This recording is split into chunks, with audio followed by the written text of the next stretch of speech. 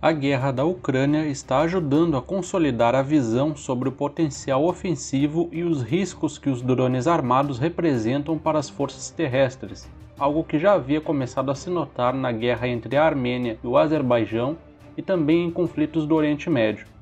Isso tem imposto um desafio constante para os exércitos mundiais: como combater os drones armados.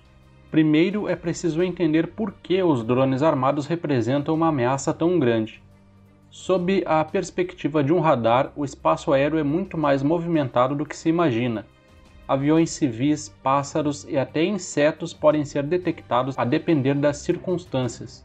Imagine em um raio de dezenas de quilômetros apenas de pássaros quantas centenas ou milhares estarão voando. Outros objetos não voadores, mas que estejam na linha de visão de um radar e, portanto, refletindo as suas ondas eletromagnéticas, como montanhas, torres de telefonia, dentre outros, também precisam ser descartados. Isso obriga os radares a possuírem uma capacidade de processamento extremamente alta para conseguir distinguir alvos reais, como caças e mísseis de cruzeiro, de um pássaro, topo de colina ou qualquer outro objeto. Para isso, esses radares utilizam algoritmos que vão avaliar o quão reflexivo o objeto é, sua velocidade, direção, altitude, dentre outros critérios, para poder descartar tudo o que não seja um alvo real. Os drones armados e de vigilância, por sua vez, possuem um RCS bem pequeno, operam em uma velocidade baixa e muitas vezes possuem uma trajetória irregular, voando em círculos para aumentar o tempo de observação dos alvos.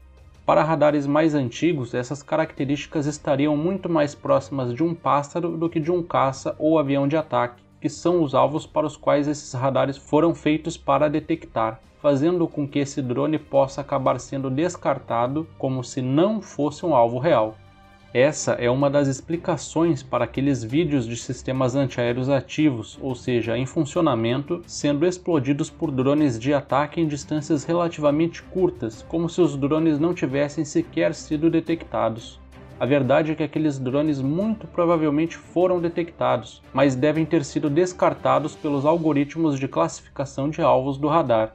Então, para contornar esse primeiro desafio, que é detectar os drones, é necessário possuir uma boa rede de radares modernos, que preferencialmente já contem com a capacidade LSS, ou seja, para alvos de pequena altitude e baixa velocidade.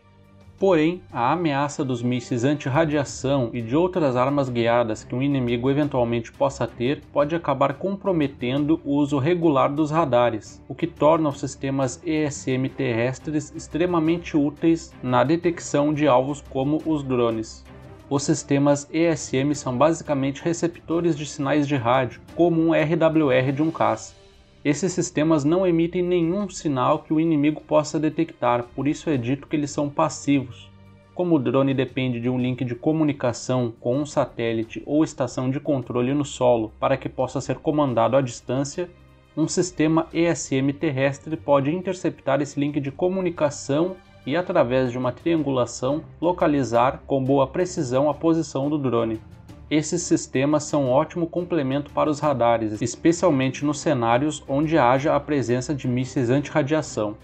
Sistemas ópticos com capacidade de rastreamento infravermelho também são outra opção para rastrear os drones, podendo fazer a medição exata da distância com um telêmetro laser. Esses sistemas, no entanto, precisam pelo menos de uma indicação de direção para procurar os alvos, o que pode ser feito justamente em conjunto com sistemas ESM. Porém, uma vez rastreados, os drones precisam ser destruídos. Os sistemas de guerra eletrônica são uma opção.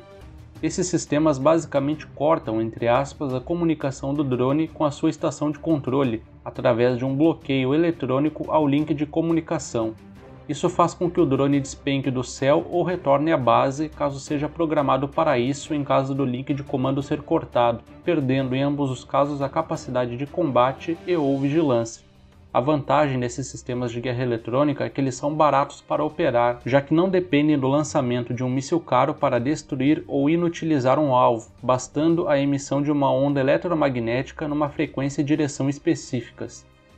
Os sistemas antiaéreos tradicionais também serão necessários, até porque a guerra eletrônica não vai funcionar 100% das vezes. Para combater drones menores como os de vigilância ou suicidas e que voam em altitudes mais baixas, os canhões são uma boa opção, especialmente aqueles que possuem munição especial, como a 3P para os de 40 mm ou a munição ABM para os canhões de 30 mm. Já para combater os drones armados, como o famoso Bayraktar TB2 turco, é necessário sistemas antiaéreos pelo menos de média altura, já que esses drones operam a pouco mais de 5.000 metros de altitude, escapando, portanto, do alcance dos canhões e dos mísseis portáteis como o Igla ou o Stinger.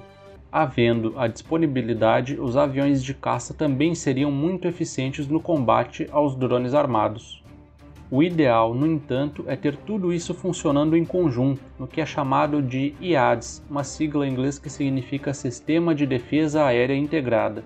Combinar radares terrestres e aéreos, sistemas ESM e sistemas de rastreamento infravermelho para detectar e localizar, com sistemas de interferência eletrônica, canhões de curto alcance, mísseis de média altura e caças para destruir, tudo funcionando em conjunto e de forma coordenada, com cada sistema e arma cobrindo as deficiências das outras dentro de um conceito de camadas, tornaria muito difícil a vida de um drone, qualquer que seja o tipo.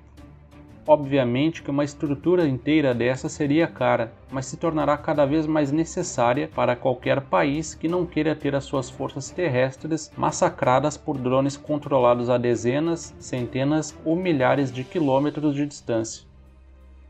Então galera, espero que tenham gostado do vídeo, continue nos acompanhando, não deixe de se inscrever no canal e até a próxima.